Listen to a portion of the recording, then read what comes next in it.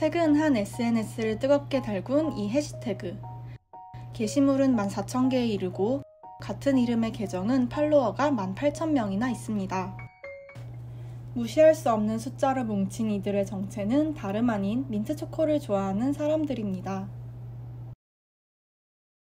이들의 주요 활동은 민트초코에 대한 정보를 나누는 것뿐 아니라 민트초코를 싫어하는 반민초단에 맞서는 것까지 다양합니다. 우리는 어쩌다 아이스크림 하나로 이렇게 갈라서게 되었을까요? 우리는 오늘날 인터넷 밈과 신조어의 세계에 살고 있습니다. 자판을 통해서만 전달되고 즐겨지는 언어와 표현들, 우리는 이것을 밈이라고 부릅니다. 코로나19 대유행으로 인터넷에 접속해 만나고 자판을 두드려 말하는 것에 익숙해지며 이런 인터넷 문화는 우리에게 하나의 즐거운 놀이로 훌쩍 다가왔습니다. 온라인 소통을 통해 우리는 점점 더 넓은 세상과 대화하고 있습니다. 얼굴을 맞대고 대화하면 너와 나만의 이야기였던 이전과는 달리 온라인 공간에서 나누는 말은 기록으로 남아 더 많은 사람들에게 노출되기도 하죠. 코로나19 이후 증가된 우리의 인터넷 사용 시간은 이런 문자 소통의 확장성을 보다 증가시키고 있습니다. 인터넷이 우리 일상의 필수적 부분이 됨에 따라 더 많은 사람들이 우리의 타이핑에 관심을 가지고 더 빨리 전파되게 된 것입니다. 그와 함께 커져가는 우리들의 공유된 말놀이, 밈이 가진 영향력은 이제 우리 사회의 한 문화 혹은 습관으로 자리 잡았습니다. 민초단이라는 단순한 아이스크림 취향에서 비롯된 밈이 수만 명의 얘기거리가 된 것처럼 말입니다.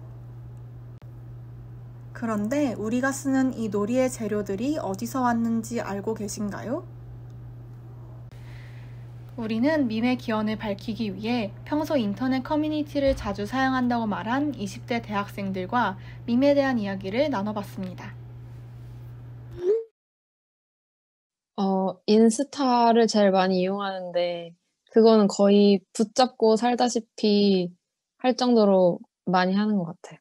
유튜브랑 트위터 그리고 인터넷에서 사용하는 뭐 덕후나 이런 여러 커뮤니티를 사용을 하고 있는데 대학생이라서 대학생 커뮤니티인 에브리타임을 스케줄 관리 용도나 아니면은 학교에 뭔가 여론 이런 것들을 알기 위해서 눈으로 그냥 보고 있습니다. 보통 유튜브는 하루에 3번 정도 들어가서 2시간 정도 사용하는 것 같고 활동하는 시간은 아마 아침에 일어나서 연락 확인할 때 한 번, 일과 중에 한 3-4번 정도. 굳이 사용 빈도를 따지자면 항상이라고 이야기를 할 수 있을 것 같고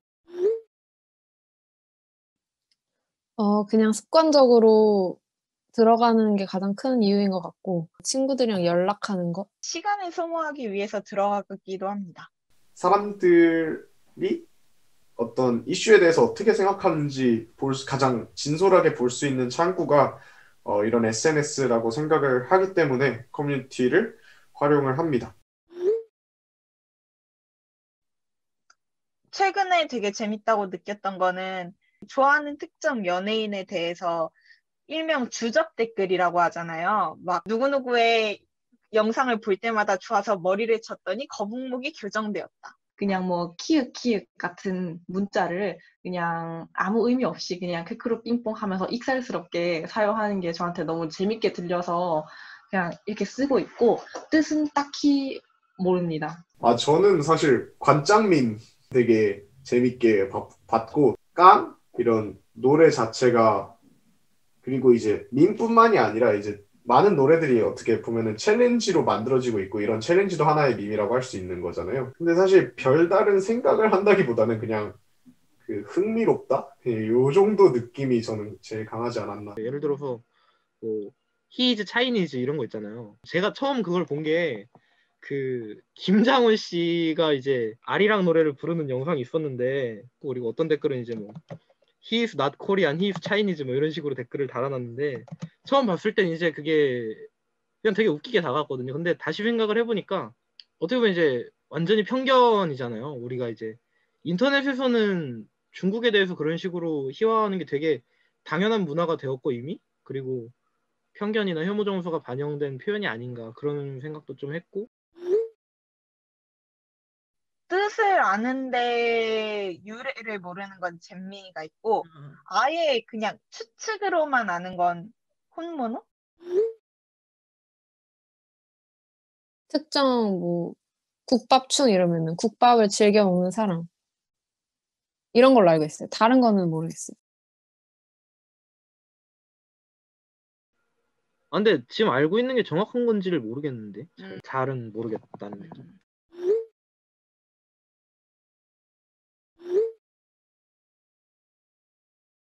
지금 몰랐던 유래를 듣게 되면서 특히 잼민이라는 표현은 좀 더 지양해서 쓸 것 같다는 생각을 했어요. 특정 집단에 대해서 혐오를 나타내는 표현인데 굳이 그 표현을 내가 지금 심지어 그 혐오라는 걸 알게 되었는데도 더 쓰게 될까?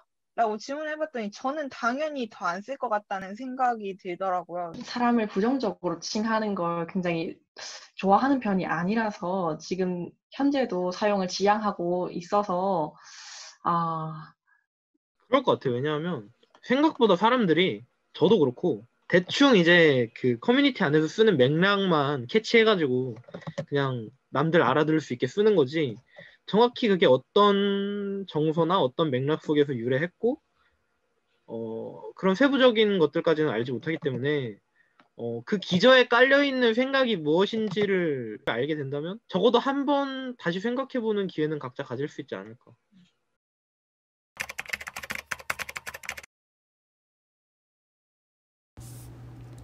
사실 우리가 우리의 놀이로 선택한 단어들 중에는 편가르기와 혐오에서 시작된 것들이 많습니다. 재미있으니까, 모두가 아니까, 우리 집단을 구분할 수 있으니까, 이런저런 이유들로 사용했던 표현들입니다. 그러나 이런 말들이 우리도 모르는 사이 우리를 혐오자로 만들기도 한다면 어떠신가요?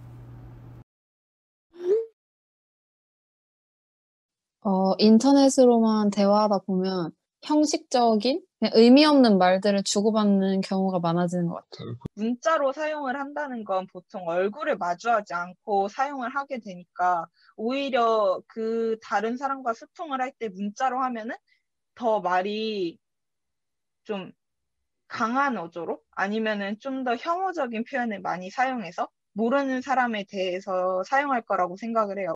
아무래도 이게 구어라는 것은 말만 포함하는 게 아니라 이게 목소리나 아니면은 그 말투나 제스처 이런 것들을 다 내포하는 게 구어라고 생각을 하는데, 문자로 이제 텍스트로 그 사람을 접하는 것과는 굉장히 다른 느낌을 많이 주거든요. 저는 사실 많이 늘어났다고 생각합니다. 왜냐하면은 그냥 친구들끼리 그냥 일상 대화를 할 때는 너 민트 초코 좋아해? 안 좋아해. 그래. 알아서 이렇게 하면서 넘겼는데 민 좋다? 그래, 반민 좋다 하면서 재미로 이렇게 됐다가 지금은 딱 극명하게 편가르기를 하는 것도 보이고, 또 제가 즐겨보는 뉴스 거기 댓글만 봐도 좀 차별화 아니면 편가르기 이런 댓글들을 많이 봐왔어서 요즘 들어서 그런 커뮤니티의 차별을 조장하는 또는 뭐 편가르기를 조장하는 그런 글들이 많아졌다고 생각합니다. 1차적으로는 사실 혐오 정서가 늘진 않았다고 생각을 해요. 왜냐하면 코로나 시대에 인터넷 사용 빈도가 많아지면서 어느 정도 혐오 정서가 좀 만연하는 듯한 인상이 우리에게 풍긴 건 사실인데, 사실 저는 그런 혐오 정서가 원래 있었던 것들인데 드러날 기회가 생긴 거다라고 생각을 하거든요. 저는 혐오 사례 자체는 그냥 우리 사회와 함께 혐오가 항상 존재해 왔던 것이라서 크게 그게 늘어났거나 줄어들었다는 아닌 것 같아요. 코로나 때문에. 다만 그런 혐오가 퍼지는 속도가 빨라진 게 아닌가라는 생각이 들고, 차가운 활자 사이에서 소통하느라 불통하고 있었을지도 모르는 우리들의 모습. 어쩌면 함께 즐길 수 있는 놀잇거리를 찾아 나선 것은 당연한 일일지도 모릅니다. 그러나 우리의 시선은 포스트 코로나 시대를 향해야 합니다. 타이핑을 멈추고 다시 얼굴을 마주보게 되었을 때, 다시 말이 너와 나 사이의 것으로 돌아왔을 때, 우리는 어떤 언어를 말하게 될까요?